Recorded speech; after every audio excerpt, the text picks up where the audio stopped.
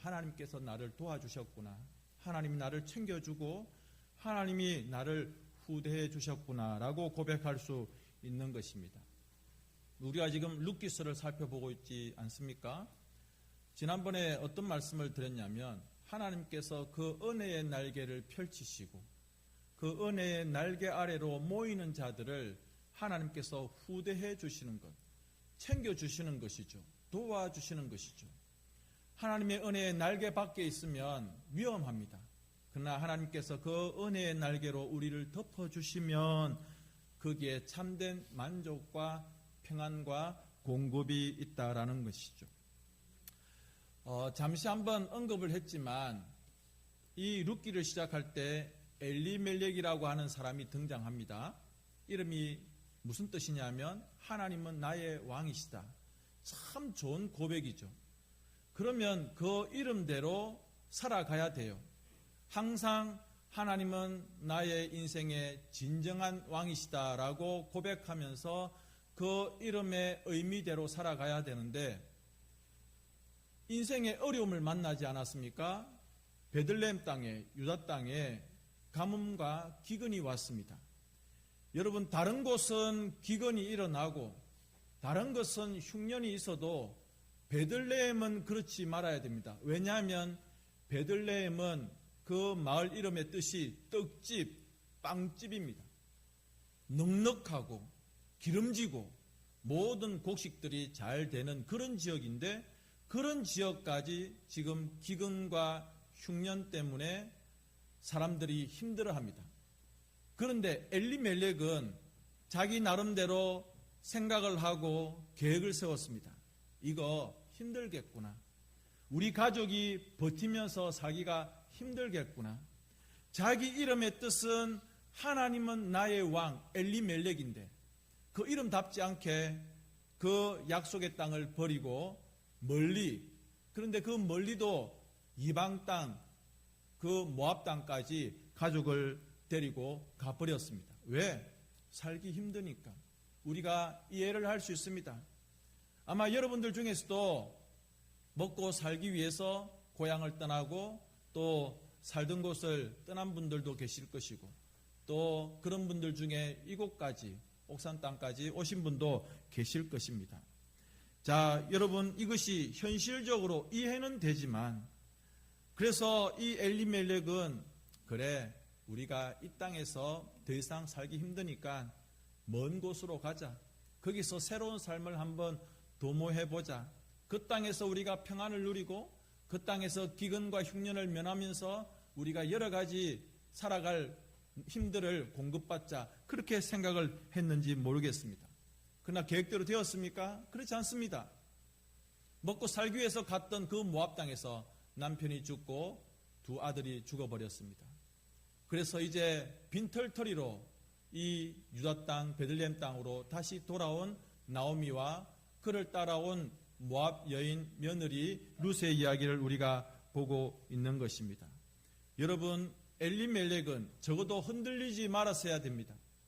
그러나 그는 흔들려 버렸고 그 먼 땅에서 모든 것을 다 잃어버렸습니다. 여러분, 우리는 어떻습니까? 내 인생에 흔들리는 상황들을 만날 때, 내 인생 가운데 기근과 흉년을 만날 때 여러분들은 어떻게 하시겠습니까?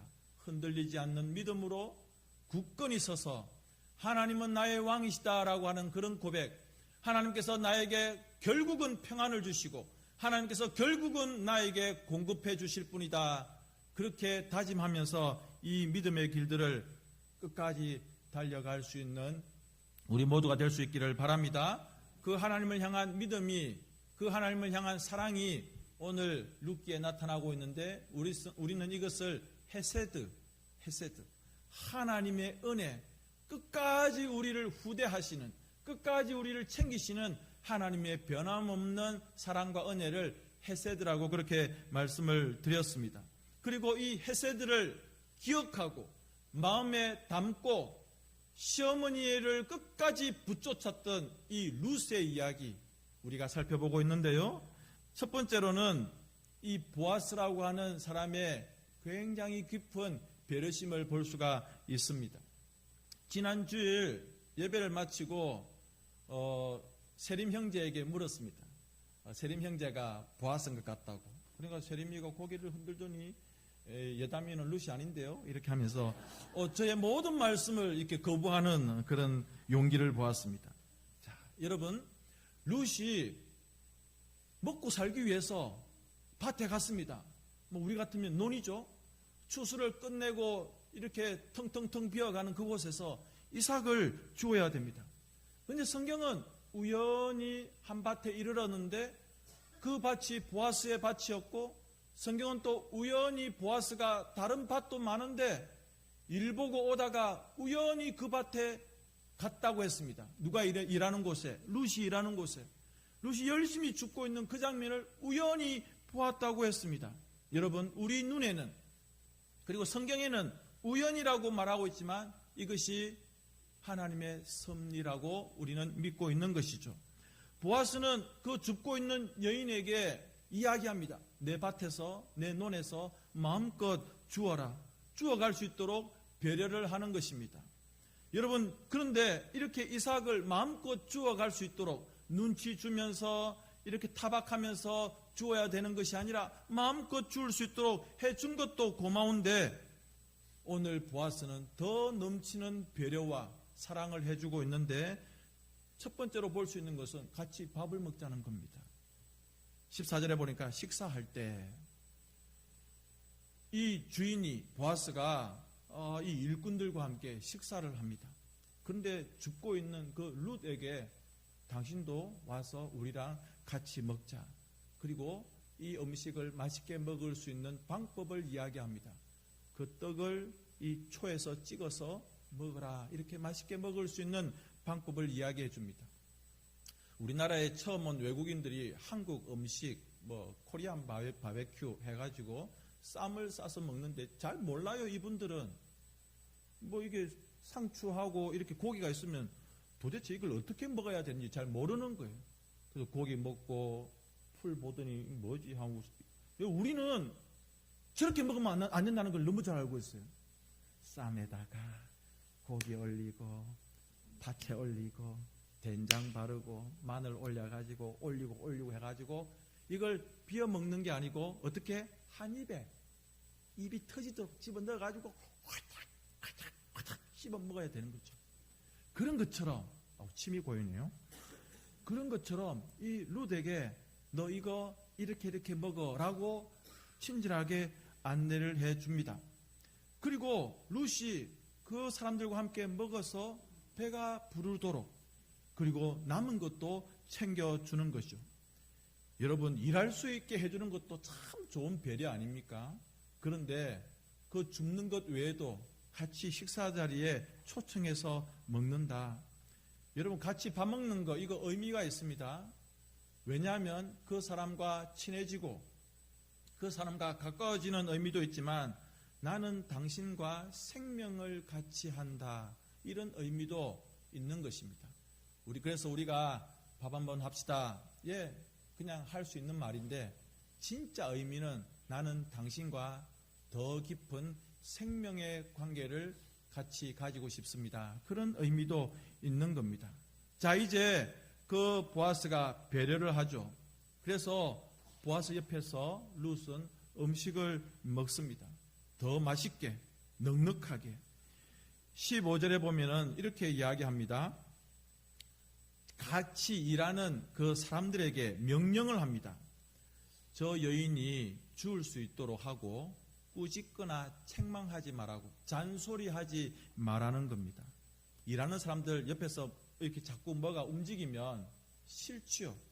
그런데 이 룻에게 그렇게 하지 말라고 합니다. 또 16절에 보면은 곡식단에서 뽑아서 앞에 술술 흘려주라고 하는 겁니다. 여러분, 이미 그 추수를 하다가 떨어진 이삭이 아니고 추수를 해서 단을 묶었습니다. 그런데 그 단에서 한 줌을 빼어서 살살 흘려라, 이렇게 이야기를 하는 겁니다. 그러면서도 또 꾸짖지 마라, 이렇게 이야기를 해주고 있습니다. 그래서 17절에 보니까 룻이 저녁까지 그것을 주었는데, 그것을 곡식을 떨어 보니까 보리가 한 에바쯤 되었다라고 되어 있습니다. 이 에바가 얼만큼 되느냐라고 하면 22리터입니다. 그리고 되로 치면 우리나라 사람들은 되로 알잖아요. 12대입니다. 제가 아까 장로님께 장로님 한 마리 몇 대입니까 하니까 장로님이 계산을 하시는데 목사님 그거 깎았습니까? 고봉입니까? 이렇게 이야기를 하시어요. 예, 그런데 적어도 22리터 12대 쌓았는지 깎았는지는 모르지만 한 말은 훨씬 넘어가는, 여러분 이거 주워서 이렇게 못합니다. 누가 배려를 해줬죠? 보아스가 배려를 해준 겁니다. 그리고 심지어 묶어놓은 볕단에서 그 곡식단에서 뽑아서 줄 정도로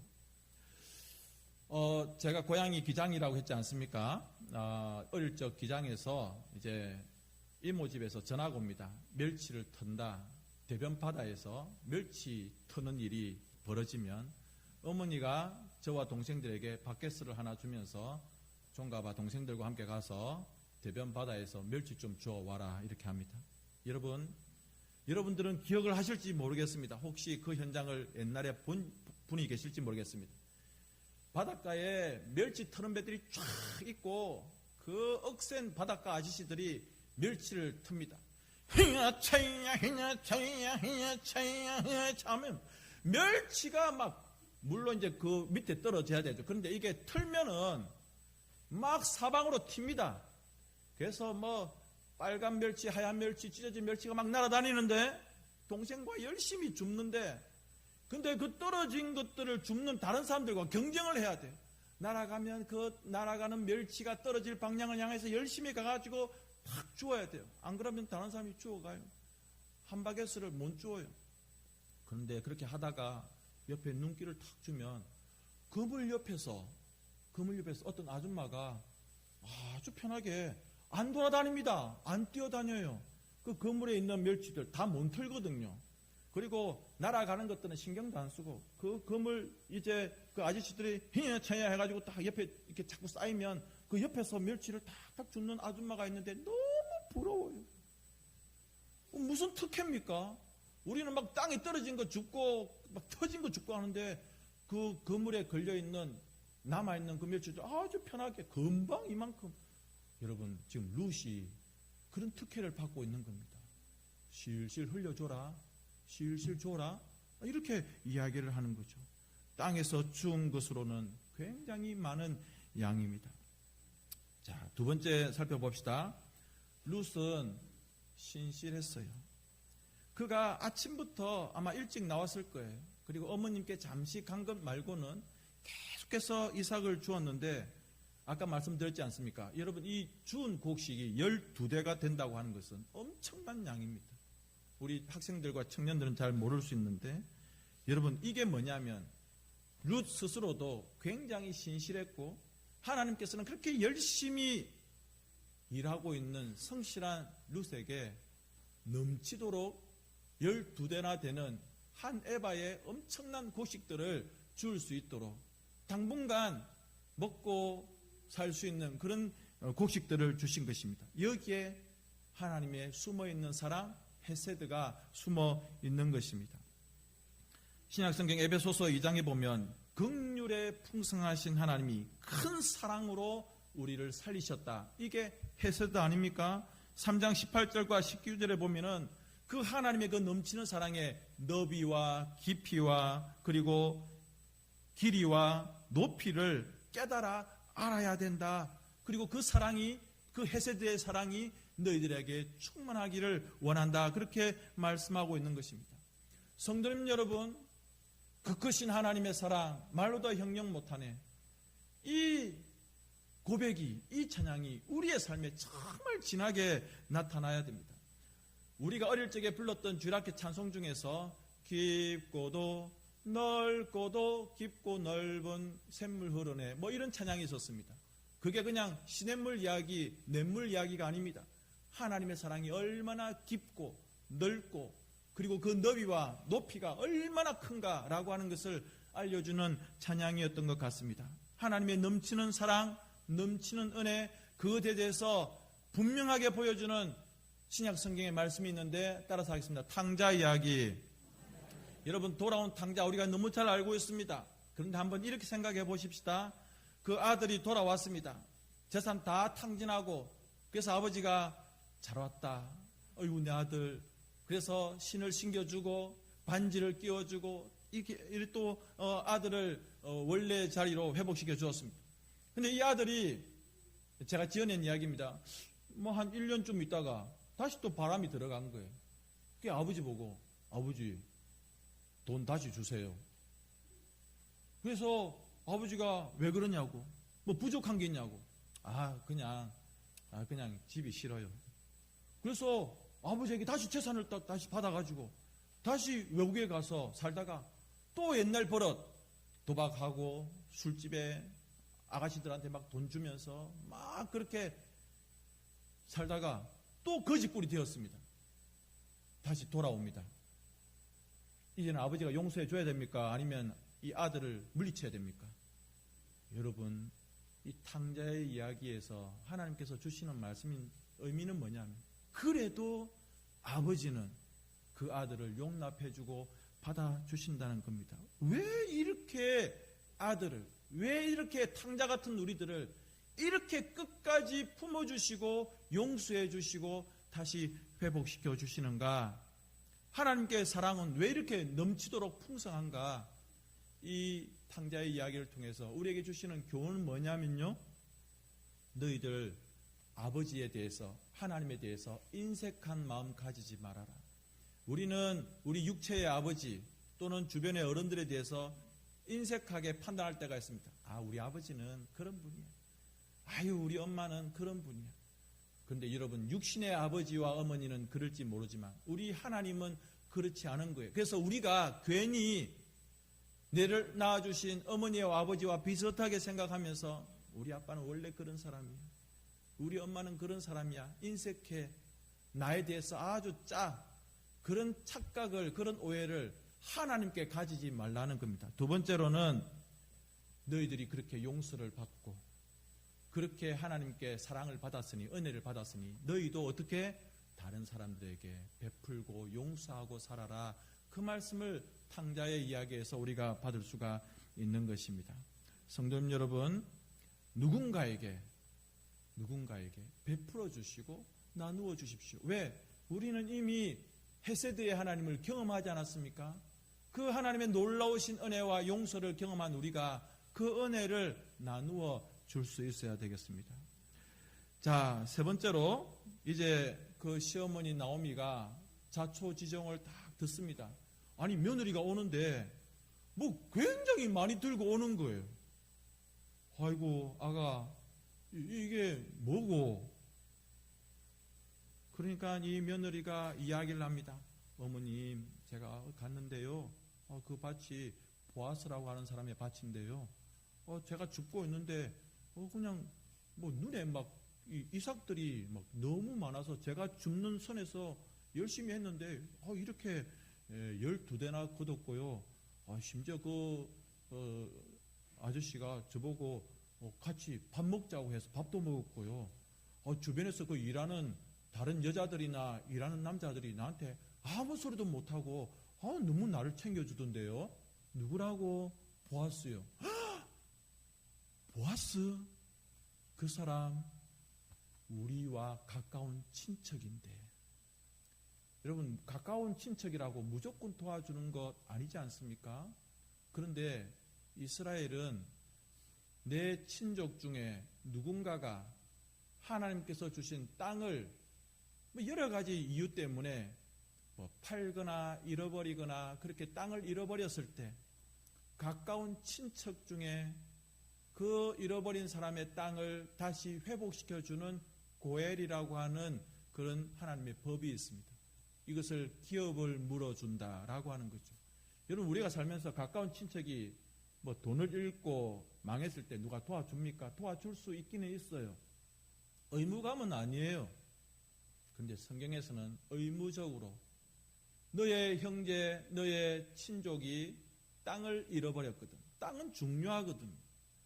하나님께서 이스라엘 백성들에게 가나안 땅에 들어가서 다 지파별로, 가족별로 땅을 다 분배해 줬습니다. 조상 대대로 물려받는 땅이고 자손 대대로 물려줘야 될 땅인데 그 땅을 여러 가지 어려운 형편 때문에 팔거나 잃어버리거나 했을 때에는 가까운 친척이 그것을 물어주어야 되는 의무가 있는 것인데요. 이 보아스가 그 유력한 친척 중에 한 사람이었다라고 하는 겁니다. 레위기 25장 25절에 만일 내 형제가 가난하여 그의 기업 중에서 얼마를 팔았으면 그에게 가까운 기업 물을 자가 와서 그의 형제가 판 것을 물을 것이요. 이제 이 나오미가 마음 가운데 소망을 가지게 된 겁니다. 며느리와 함께 언제까지일지 모르지만 이 가난한 삶을 살아가야 되는가. 그런데 이 며느리가 한 이야기를 들어보니 우연히 갔다고 하는데 그 밭이 보아스고 자기의 가까운 친척인 이 보아스가 끊임없이 배려를 하고 자비를 베풀어준 이야기를 다 들어보니 여기에 하나님의 섭리하심과 인도하심이 있겠다, 그렇게 마음 가운데 믿어지는 겁니다. 모압 땅에서는 평안을 얻지 못했습니다. 모압 땅에서는 공급을 받지 못했습니다. 그래서 다 떨어버리고 고향 땅 베들레헴 땅으로 돌아왔는데 삶이 보장된 것 하나도 없습니다. 그런데 며느리가 이야기해 주는 것을 들어보니 이거 하나님의 섭리하심이 손길이 그 헤세드가 있겠다라고 하는 마음을 가지게 된 겁니다. 그래서 여러분, 이 시어머니는 그 며느리의 이야기를 통해서 헤세드의 하나님이 우리를 버리지 아니하시고 후대해 주시겠구나, 챙겨주시고 돌봐주시겠구나라고 하는 것을 알게 되는 것입니다. 말씀을 정리하겠습니다. 여러분, 우리가 인생을 살아가면서 눈에 딱딱 다 안 보입니다. 여러분들이 계산한 대로 다 되던가요? 안 됩니다. 정말 준비 많이 하고 정말 고민 많이 하고 그래서 무엇인가 시작했는데 갑자기 일이 뒤틀어지고 그냥 앞에서 꽉 막히는 그런 경우들을 너무 많이 보지 않습니까? 이럴 때 세상의 사람들은, 하나님을 모르는 사람들은 좌절합니다.